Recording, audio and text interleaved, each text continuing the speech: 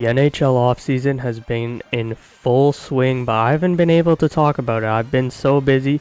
I have another exam tomorrow, but it's all good, fellas. We're going to get you guys this content, and we're going to talk about the NHL offseason as a whole. So make sure you guys like and subscribe, and today we're just going to be kind of seeing the winners and losers of the offseason and going through almost every team. Unfortunately, if your team didn't make a big move today, or in this off season, I don't think we're going to be talking about them as much, right? Because we don't have time to go through every single team. We have to get into detail about some of these teams.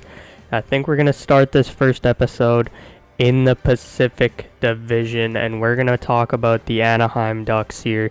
They made some big time moves, right? Trading Trevor Zegras. I don't have the transactions in front of me, so I may miss some, but I think it's more fun when, I'm not like a nerd talking from a stat sheet. I'm actually talking from my brain. And so one main thing here is they obviously switched Trevor Zegras for Chris Kreider. Now a lot of people talk about, that makes them more of a playoff team. Maybe that's an interesting approach, you know what I'm saying? But I don't think it's worth it to, downgrade from the ceiling of Trevor Zegras to a guy who is more of a greasy goal scorer. Maybe that helps the Ducks. But Chris Kreider move, I mean, it's a good swing. You didn't give up that much, right? You have the cap space. What line does he play on? I have no clue. They have Carlson. They have McTavish. They could move Gauthier to the middle. I highly doubt. I wonder where he's going to play, because obviously you have Terry on the right, but after that maybe you kick Ryan Strome out to the wing, but I wouldn't do that personally. And I mean, it's going to be interesting to see what the Ducks do this year. The Zegras trade is interesting, giving up on a guy for a very low price in my opinion. If Dobson got 2 first, like, Zegras has been great, but I feel like they could have got at least a higher end second, but we'll see how it pans out. And then obviously they took Roger McQueen in the draft, but that's not really going to be helping them in this current offseason. All in all, I'm going to say the Ducks are kind of in the middle. The Calgary Flames didn't do too much in the offseason, so we're going to go right to the Edmonton Oilers here. Don't worry, Flames fans, we will have other videos talking about you guys. It's not going to be like the Bar Down podcast where we just don't talk about half the teams in the league. But, for a video like this when we're talking about, I could have broke this into 4 videos, go in depth on every division, but there will be a video doing that. But I think, we're just initial reactions. We're going to break down every team eventually in the offseason.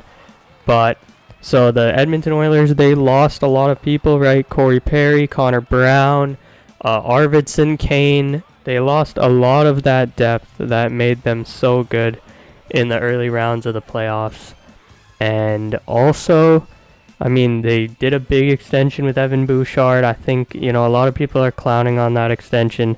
I think that's a very good extension. 10.5 for that kind of a player who's like, maybe he just stats pads with McDavid. But, like, who knows? Maybe if the Oilers had, maybe not Cale Makar, but like Adam Fox, would it work as well? Because the reason Bouchard's so valuable is that shot from the point, his ability to calm the game down when there's sometimes a chaotic team. And then also, they also did the Trent Frederic extension, which, a lot of people aren't a fan of it. I think if Frederic's on his game, I think it's a fair extension in terms of AAV. He wasn't great. Does he deserve it? Hell no. Especially the term, that's what's kind of crazy. 8 years is a bit ridiculous for Trent Frederic when he did nothing for your team. But you know what? They got a new GM this year, Stan Bowman. We'll see how this era goes. They signed Mangiapane. They really need to address the goaltending. John Gibson's off the market. I don't like it. I think Edmonton's a loser in this offseason. Okay, so the LA Kings, they obviously, lost a lot of their defense. Gavrikov, Jordan Spence, that trade, it was okay to get Brandt Clark more playing time. Could you have got more value? Probably. I think Jordan Spence is a really underrated player, and I mean in Ottawa, I think it will get to them when we get to Ottawa. Obviously, Gavrikov's a good player. You saw the money he got. Tanner Jeannot as well. They lost him. In terms of signings, they brought in Cody Ceci, which, 4 years is a bit rich, but a lot of people got big contracts in this offseason, obviously with the cap going up. They got Corey Perry, so at least we know they're going to make the Cup Finals, at minimum, so that's good for them. But all in all, for a Kings team that took big swings, they're trying to get more star power. They're trying to figure out a formula to get out of the first round. And who knows, maybe that formula is just matching up against another team, getting the 1 seed. This doesn't really help though, and I think they're another loser in the offseason. Okay, so next up is the Seattle Kraken. I will say for Flames fans, I love the Cole Reshny pick. Absolute dub. But, we're only talking, San Jose as well. I love the Misa pick. Ravensburgen, it's never not a bad thing to have multiple goalie plans. To use a first round pick on a, Ravensburgen is interesting. But, it didn't make too many big free agent signings. So I think, San Jose, Calgary, more like young teams trying to develop, right? But the Seattle Kraken, they really want to take this swing, seeing Gary Bettman, seeing how much he rigs it for the no-tax teams. I think, you got to take this swing while Bettman's still the commissioner, because after that, it could be very dark days for these cheater teams. Well, not cheater teams, but like the Bettman boys who have no tax. I think it's not going to be good for teams like Florida and stuff when Bettman retires, unless the new commissioner is exactly like him. However, forgetting that aside, the Seattle Kraken, they re-signed Tolvanen, if I'm not mistaken. I think that's a good move. Tolvanen's a really, really nice player. In terms of losing players, they moved most of their expiring contracts, Bjorkstrand, Gord. They lost Burakovsky as well. But in terms of additions, Mason Marchment, I think that's a very good addition for a team that was in the playoffs. They want to get back to the playoffs. They have a ton of young guys at center. Getting a big power forward on the wing could very much help. Joe Veleno, take a swing on an exceptional status guy. I don't hate it.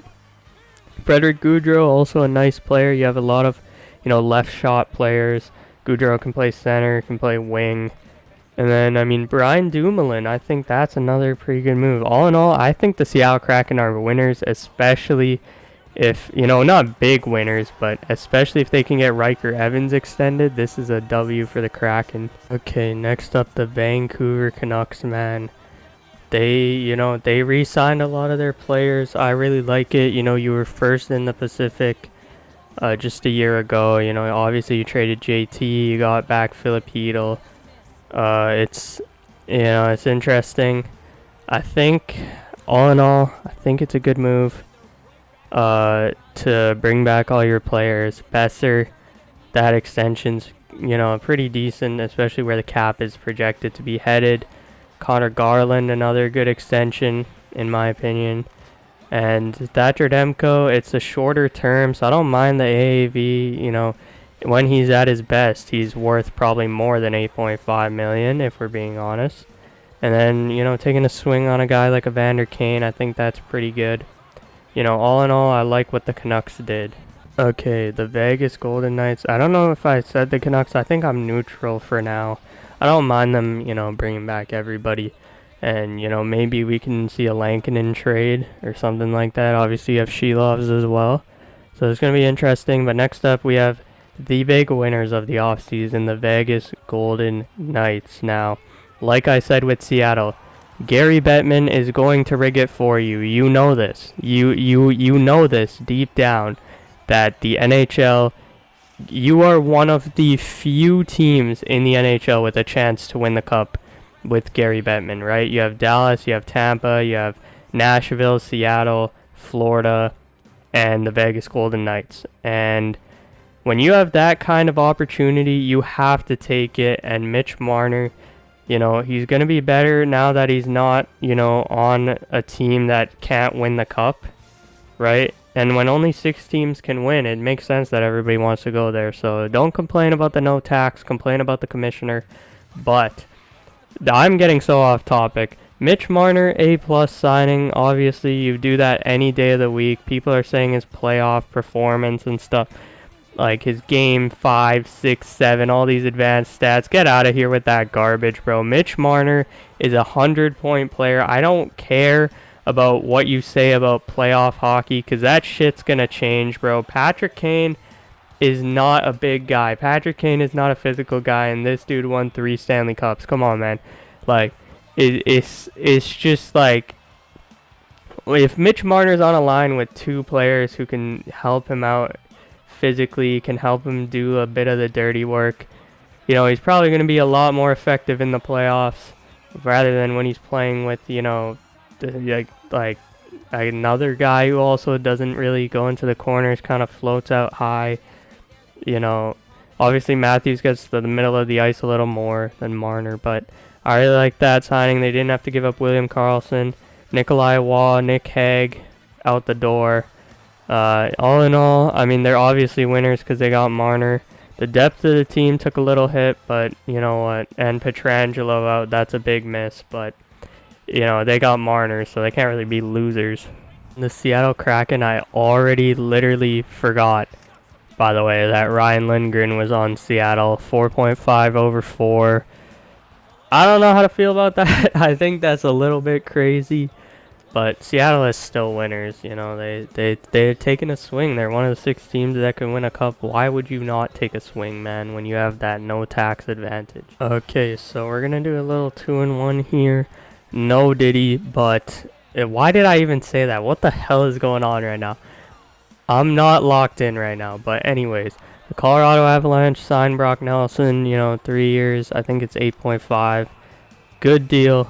Obviously, you know, a little bit rich, but only 3 years. I don't mind that. You know, maybe the last year's not going to be great. But you have McKinnon, you have Makar, Nelson fits, you know, right in there to that team. Play down low on the power play. He can play on the second line. He can move out to the wing on the first line. I really like it. And then, you know, for the Chicago Blackhawks, you tried to take your swings. You know, a lot of these players don't want to play in Chicago anymore because of how, you know, bad they've been. And it makes sense. Like, people complain about the Florida no tax. I know I've been complaining about it the whole time. But nobody wanted to play in Florida, and it's the perfect example. Everyone wanted to play in Chicago until, like, recently. Now they just don't want to play in Chicago, which is absolutely ridiculous. But with that being said, the Chicago Blackhawks, I really like the Anton Frondell pick, obviously. Great pick at 3rd overall. Would I have taken him? I don't know. For Chicago, probably. If I was another team, I probably would have taken Higgins at 3rd. But I like it's not that much of a difference. They're basically on the same tier. They are on the same tier. But then also, you know, I mean, you get Andre Burakovsky. You re-sign Donato. I actually really like that re-signing. Get Burakovsky. Sam Lafferty, I'm pretty sure, was another pickup. I don't know. I think all in all, Colorado, Chicago, I'd have to put them in the losers tier if we're being honest. Another 2-in-1 here. We're gonna talk about, you know, the Dallas Stars. I mean, you know, re-signed Duchesne. That, I don't know how the hell that contract got done. I don't know what voodoo tax magic the Dallas Stars are using. I don't know what advantage there is in the state of Texas, but the fact that Matt Duchesne got 4.5 mil is crazy. Jamie Benn signed for 1 million. That's, I mean, I'm not surprised about Jamie Benn because he's been a star for so long, and like, he's their captain. Like, he took 9.8 mil like on his last contract. Of course he's going to take a team friendly deal if he needs to. You're going to start playing the younger guys a bit more. Got Maverick Bourque done for 850, which is also ridiculous. I don't know what magic is going on in Dallas, but they got rid of Mason Marchment, obviously. I'm pretty sure they got rid of Matt Dumba. I could be tripping. Hopefully they got rid of Matt Dumba for their sake. Dallas Stars, you know, they did okay, obviously. Didn't do too much. And then the Minnesota Wild, man. Got Vladimir Tarasenko. Obviously, they lost Gustav Nyquist. They lost Freddie Gaudreau. Well, they traded him. You know, it's okay. Zeev Boyum's coming up next year. Ogren's hopefully gonna play next year, and they haven't extended Kaprizov yet. So McDavid hasn't extended, so I don't, you know, I don't blame Kaprizov for waiting because he wants to see what he can get. He doesn't want to sign a cheap deal and then, you know, lose all that money, especially playing in a place like Minnesota. But yeah, I think it's okay from both teams. Nashville Predators made some pretty big moves, getting Nick Hague and getting Nick Perbix in the offseason, 2 Knicks. And I love this. I think they are a winner in the no, they're not.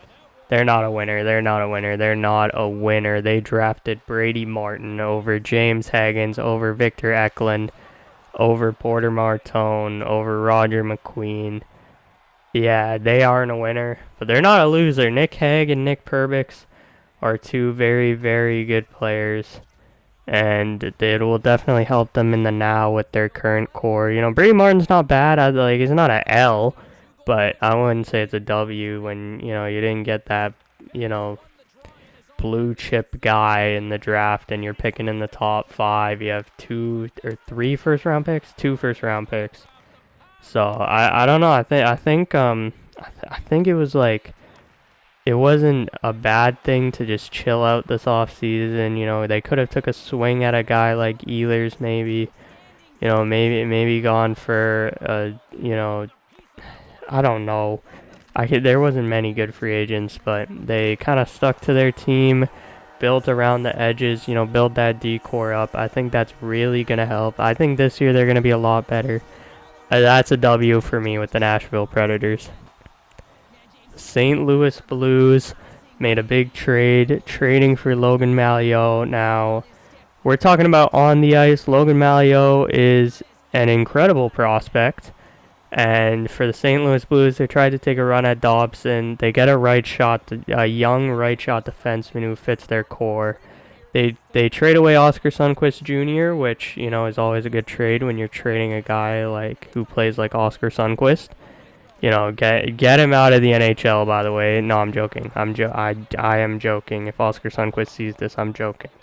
Anyways, I am a salty Jets fan. But anyways, they also got Pius Suter. I love that signing personally. Only 2-year deal. You know, I thought he was going to get a lot more if he went somewhere else. I love this signing for the Blues. He's more of a, you know, skilled two-way type of player rather than this bull in a china shop kind of player that the Blues kind of have. And he brings a different dynamic. You know, he can mentor a guy like Dalibor Dvorsky. They don't play similar, but they have similarities in their archetype, like not physically, but in terms of hockey IQ, in terms of the shot, you know, in terms of the two-way center, right? So I really like this off season. I'm gonna say the St. Louis Blues are winners. I can't lie. Okay, the Utah Mammoth winners. I mean, you know, everybody says the Peterka trade is lopsided. I don't think so. He literally requested a trade. Everyone's going to lowball the Sabres. And they wanted players who can play now. They could have got more if they wanted futures. But, I mean, if you're talking players who can play now, a guy like Michael Kesselring is very underrated. The casual fan won't know him because his stats don't pop out. But Michael Kesselring's a stud. You guys are going to love him in Buffalo. Radim Murka, Michael Kesselring, Jacob Renard-Docker. You're starting to build up a left side or a right side that can complement your left side. And then, I mean, for the Utah, I mean, JJ Peterka, scoring winger, you know, can play with a little bit of, you know, I feel like he has some potential to play with a little bit of that grit, a little bit of edge. So, I don't know. I really like this personally for Utah. And then obviously they got Nate Schmidt, Stanley Cup champion, Brandon Tanev, a speedy guy, fan favorite. So they're just building up the fan favorites in Utah while building a very good team. They are winners. And then my Winnipeg Jets, they got, you know, they obviously lost Ehlers, so they're going to be deemed losers. But I don't mind how we did. You know, we have a lot of young pieces. We didn't mortgage the future. So we have a good infrastructure that's going to keep on building. Eventually, when Gary retires, we're going to have a chance to win the cup. Will that be too late for our current core? I don't know. But I like, for Utah, Caleb Denoyer. I forgot to mention that pick. That's okay. Probably could have done better, but if that's your guy, I don't, like, it's not a bad pick. Same with Brady Martin. And also, for the Winnipeg Jets, I like Sasha. That's a good pick. Jonathan Taves, very good signing. If he hits, that is, probably the biggest name that's ever played for the Winnipeg Jets. And Gustav Nyquist, if he goes back to even 50 points, I think that's okay second line replacement for Ehlers. Austin Bruins, easy winners. You got James Higgins at number 7. I don't care what you did the rest of the offseason. That's a W, easy W. But, I mean, in free agency, to sign Tanner Jeannot, big time contract, 5 years is absolutely ridiculous. Whoever Tanner Jeannot's agent is, whoever drives up Tanner Jeannot's value is, I don't know, but he needs a job with all the charities in US, right, in Canada, in Finland, in Sweden, in every country in the world, because this dude got traded for not only 5 draft picks, he now, at his lowest value point, signs a 5-year, $3.4 million deal. And then you pick up Victor Arvidsson, 2 guys who aren't going to change the trajectory of your franchise, but I don't mind it. But, I mean, you got Higgins. That's the real dub right there. And then for the Buffalo Sabres, Radim Murka, great pick at number 9. Talent-wise, was there better players? Maybe you could have took McQueen because you needed a center or whatever. But I like, betting on a safe guy like Radim Murka. And obviously, you trade Peterka, but you get Kesselring. I love that. I love that addition. He can play with power. He can play with Dahlin, Dahlin, my bad. Especially if you don't bring back Byram. Honestly, I would look to bring back Byram now. You have a lot of good right shot defensemen. You could play a left shot guy on the right side. I don't mind looking at bringing back Byram for the right price. And then they extended Zucker, extended McLeod. I like what the Sabres did this offseason. I'm going to give them a slight W. Obviously you trade the best player in Peterka, but they did some great work around the edges to try and somehow make the playoffs soon. Okay, Detroit Red Wings, I mean, man, signed Patrick Kane, got JVR, got Mason Appleton, and this is how much of a casual I am. I was talking about Jacob Bernard Docker with the Buffalo Sabres when he signed with the Red. That's my fault, boys. That's my fault. Would I say I'm a casual? I don't know. Depends what your definition of a casual is. I'd say I know more than the average person about hockey, or the average hockey fan about hockey. But, do I watch every team? No. Mostly just watch the Jets games. And then obviously, I keep up with what's going around. Do I watch too many full games of other teams until playoff time? No. But, I'm not like those advanced stats nerds who think they have an idea of what's going on. I'm being transparent with you guys. And the Detroit Red Wings, L of an offseason. You needed to take a swing. Obviously, nothing was there. Decent signings around the edges, but nothing, nothing to feel excited about unless you're bringing up all your young guys. And then for the Florida Panthers, major dub. You somehow, some way, kept the big 3 around. Gary Bettman, obviously you re-signed him to a contract. So you have a very good chance of three-peating. Make sure you guys enjoy your time with Gary Bettman before he retires. Because once he retires, you guys are going to suck ass. But until then, hopefully you guys enjoy your time and you guys are big winners of the offseason. Okay, Montreal Canadiens fans, obviously you guys are winners. Didn't do too much around the edges, but, losing Dvorak, replacing him with Bolduc, I think you guys will be okay. Bolduc's very talented and, playing on the bottom 6 in St. Louis with a guy like Oscar Sundqvist. He has turned into Oscar Sundqvist Jr., which is a bad thing, but he is a lot better looking. So at least you'll be okay with that. And then, I mean, the Noah Dobson trade, you gave up a ton. 2 first-round picks, Emil Heineman, who very well could be a top 6 NHL player, complimentary, of course, not like a, a line driver, but I mean, you gave the Canadians, a lot of like people outside think that they didn't give up a lot.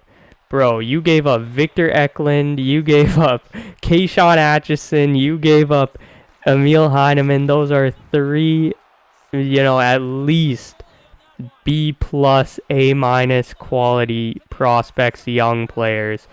That is a haul for the New York Islanders. We'll get to them later, but if you're Montreal, the fit's a little weird, so I wouldn't give it an A plus, but yeah, I mean, it's still an amazing trade. You make that trade every day of the week. Noah Dobson is elite. And, I mean, especially on this puck-moving team, like the Canadians, a young team, he doesn't hurt your timeline, doesn't hurt your cap space. 9.5 is a bit rich for what he did last year, but at his peak, Noah Dobson can be worth 9.5 for sure. And then for, I mean, the Ottawa Senators, Canadians are winners. The Ottawa Senators are big-time winners in my books. You get Jordan Spence, re-sign Claude Giroux, basically bring back your whole team. You get Zetterlund back on that 3-year extension.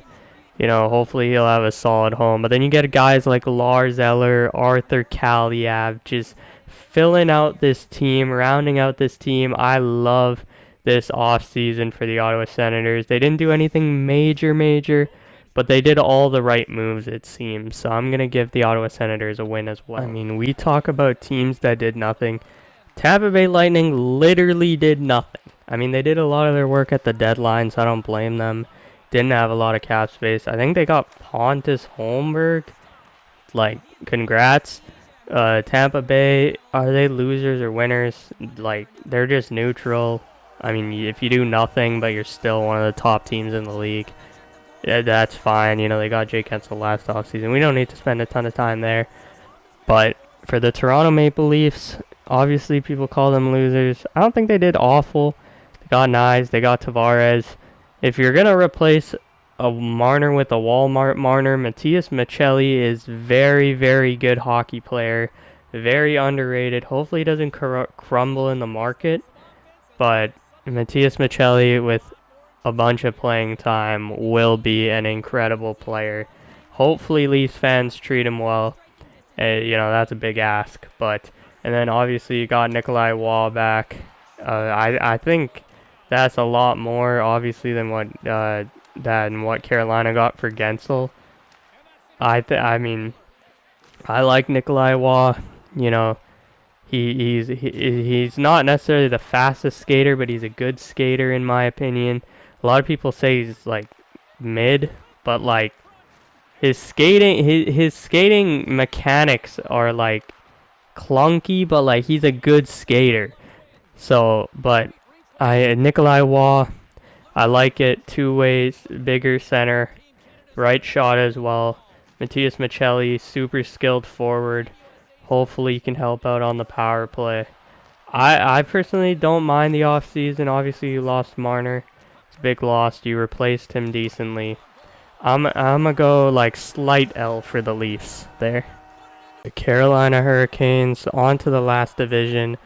Big winners, the Carolina Hurricanes. Now, I will say, Canes fans and NHL fans in general, Nikolai Ehlers is maybe the most overrated player in terms of fans who aren't Jets fans. In terms of Jets fans, Nikolai Ehlers might be the most underrated player. Nikolai Ehlers is a star in this league. But people think this dude's going to go off for like 90 points. He's not, like, he could do that. I will say that. He very well could. I really hope he does. But you shouldn't expect that. Nikolai Ehlers is a very good player, especially alongside guys like Aho, alongside guys like Stankoven, Jarvis, Svechnikov. He is going to be great for the Carolina Hurricanes, and they got a very good contract with him. However, I don't know why people expect the Canes are going to win the Cup because of Nikolai. Like, he could very well help them, but it's not going to be like oh, they just added McDavid. I feel like some people are taking it like that, which is weird. And the opposite is happening for Keandre Miller. People are calling this like Darnell Nurse. First of all, that's racist. And second of all, Keandre Miller skating is insane. So, like, he definitely fits the Canes mold. Think about it. They replaced Orlov and Burns, right, with Nikishin and, what's his name, Miller. Like, that is ridiculous. Their top six is going to be so nasty next year. And, I mean, they're going to think about it. They're literally going to have Miller, right? Not in order, not on pairs, but Miller, Slavin, Nikishin, Walker, Gostisbehere, Chatfield. That is ridiculous. That is the best top six in the league. It's not even close. Like, and then on top of that, you get Stankoven for $6 million over 8 years. A+ contract there. Carolina might be the biggest winners of the offseason. Blue Jackets did a lot. Is it going to work out? I don't know, but we'll see. They definitely, they had a lot of money to spend. Obviously, you have to reach the cap floor. They took on a guy like Charlie Coyle and Miles Wood. I mean, I can't even say took on Charlie Coyle. Charlie Coyle is a great player.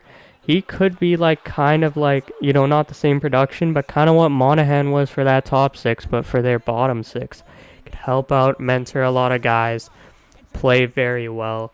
Miles Wood, good skater, big body, right? If they get into the playoffs, he could definitely help them, play that style, because they're obviously going to probably be like a wild card team or the third seed in the division. I can't really see them, being one of those top seeds.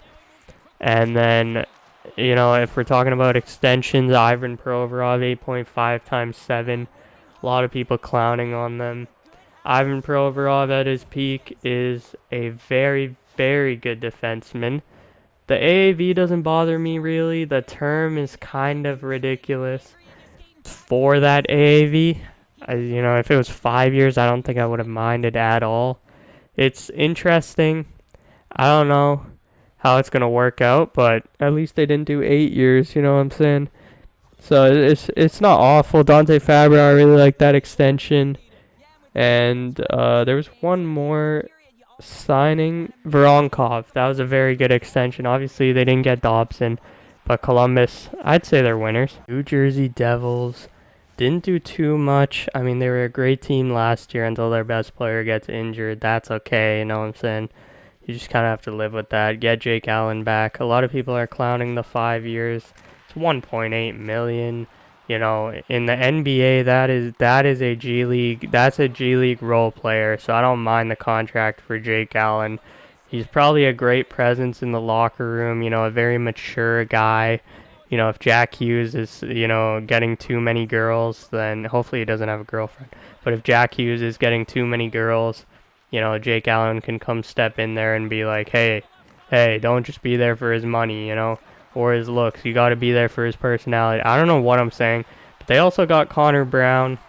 I think that's a good signing. $3 million is not that much for a guy who has shown that he can, maybe it's just the McDavid chemistry, but he's played on a line with Henrique, he's played on a line with McDavid, Draisaitl at points, right?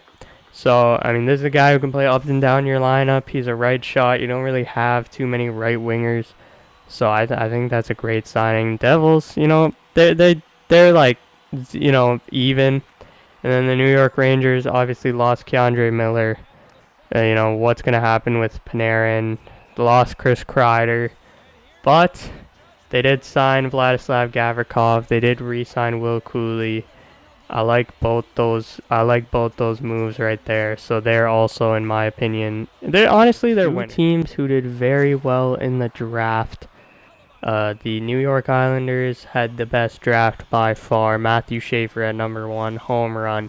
Victor Eklund at 16, the best pick in the draft. It's not even close. Maybe Ekberg all the way at 221 was the biggest steal.